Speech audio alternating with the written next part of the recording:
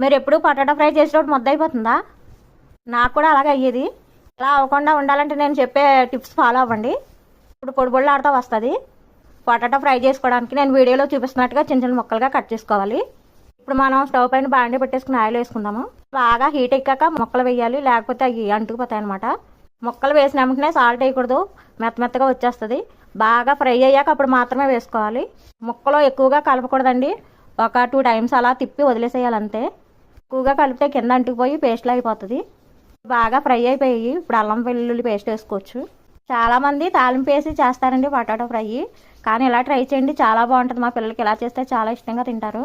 అల్లం వెల్లుల్లి పేస్ట్ వేసాం కదండి, ఇప్పుడు కాసేపు అటు ఇటు తిప్పి పచ్చివాసన పోయే వరకు తిప్పుకుంటే సరిపోద్ది.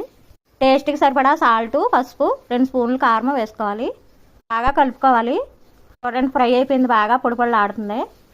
కరివేపాకు, కొత్తిమీర వేస్తే చాలా టేస్ట్ ఉంటుందండి. మీకు